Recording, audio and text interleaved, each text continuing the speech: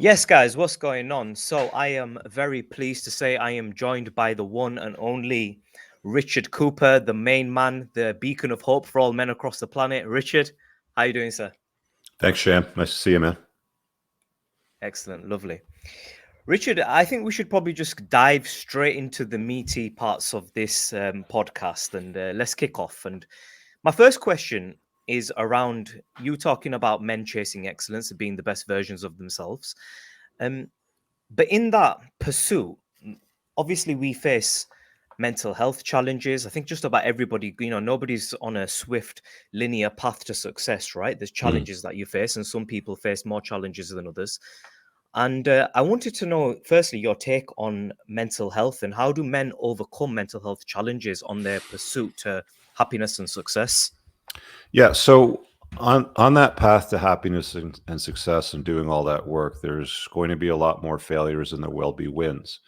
So I think framing it correctly and making sure it's understood, so that that guy that wants to go and let's say start up a business and put a little dent in the universe understands that there are going to be way more failures than there are successes.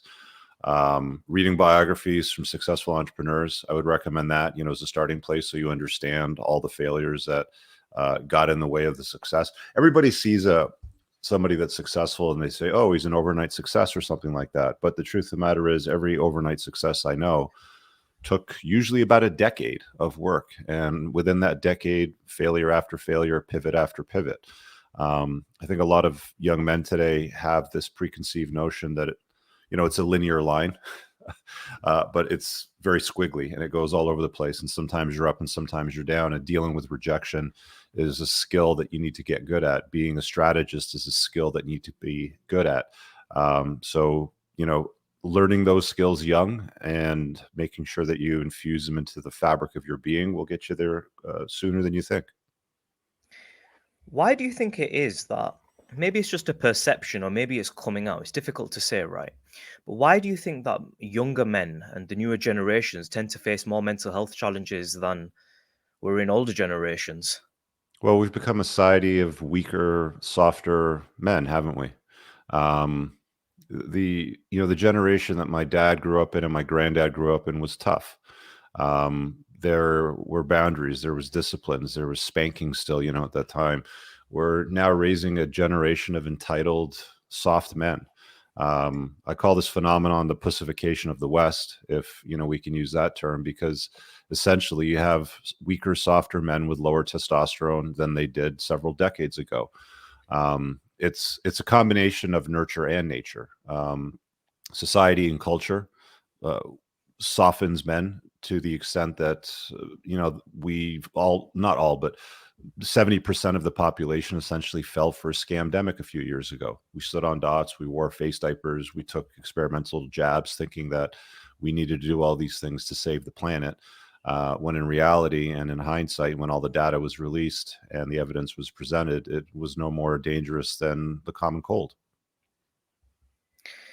I think just sticking on that topic of mental health, firstly, right? I think from my understanding, what I believe it is the society has drastically changed. Okay, the vast majority of society now, you don't see many people going out to bars and clubs as you used to. You don't see people out as much as you used to, and the reason is because everybody's on these little devices, right? And in Mm, this interactive world, and that's increasing as time goes on.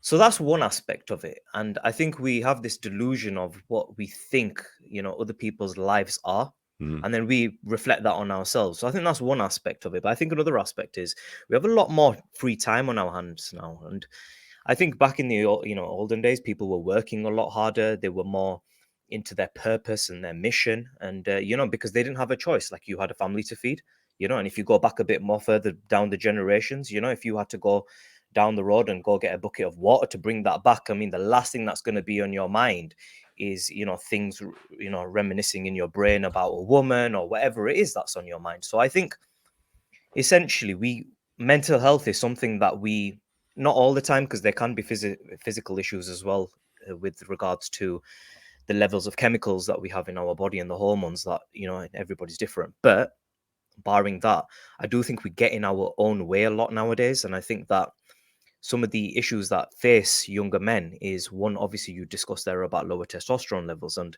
I have found that not just myself, but people around me and everybody I've spoken to, if I'm not training, if I fall off my routine in the gym, I will automatically start to feel down and Mhm. I'll start to not feel that same rigor and that same energetic. I won't be my energetic self anymore, and that's the bottom line.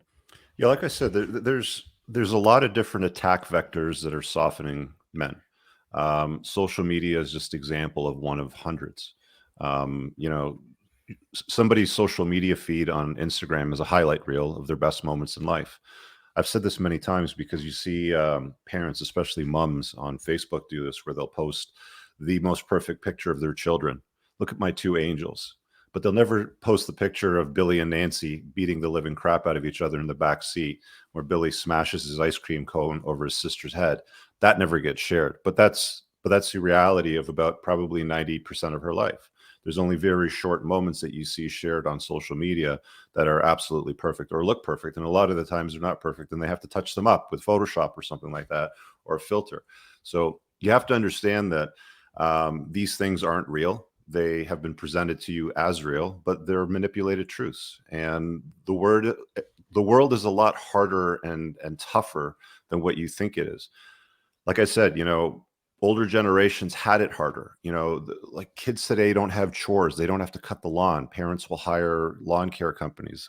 I remember pushing around the lawnmower when I was about 7 or 8 years old, right? Like this is things that you don't see children do anymore because mom or dad don't want to force them to do it. Or if mom or dad are divorced, they don't want to be the one that this is the bad parent, because then they'll run to the other parent and make a big fuss about it. So there's a lot of things happening out there. Like I said, there's a lot of different attack vectors that are softening men. We could spend hours discussing them all, but it's a reality of today's world, right? 100%. You just brought back some memories with the lawnmower. I remember having to take that lawnmower around and the wire getting chopped and my dad really disciplining me, but we don't Yeah. get that anymore, right? Yeah. You And don't that's how hear you about learn. that today anymore.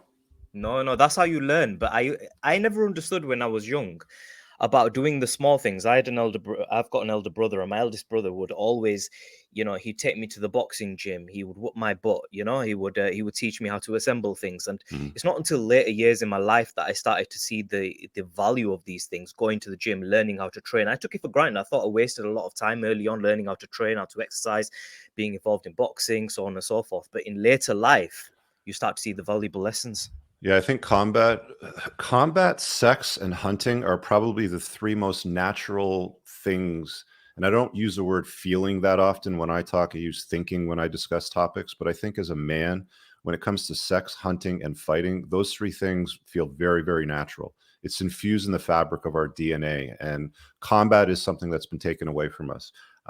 Even in Boy Scouts, like when I was a kid, we used to play this game, British Bulldog, where, essentially you'd line up on each end of the field and you just charge and ram the crap out of each other, sort of thing. They don't allow that anymore because children will be hurt. They're afraid of what the lawyers will do. Yeah, and I think this is something that's very prevalent over in Western society. And I'm not anti-West, but I do believe that this is something that, because we don't talk about it, who's going to talk about it? If we don't help develop, the West and the culture that's developing, right? Who's going to do it if we don't do it, right? Right. And I think that this is something that's developing in the West. And you look at, for example, the UFC. We've seen Khabib come out and absolutely dominate the UFC. I don't watch the UFC too much, but you see a lot of fighters coming from that Russian bloc, and They're the tough. fact is they are very tough, and it's the way they're brought up. And I know somebody who's a local, he's a local Muay Thai fighter, and he's going over to Dagestan soon to get his ass whooped probably. But he's a good fighter, so he's going to learn a lot. But he's got to go over there to find challenges in the combat world to that extent.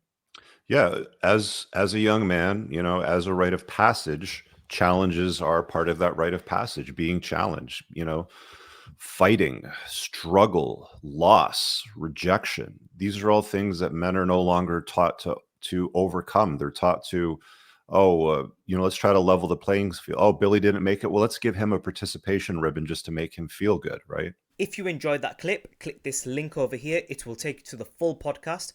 And remember to subscribe to Be Real TV and follow us on YouTube, Twitter, and Instagram.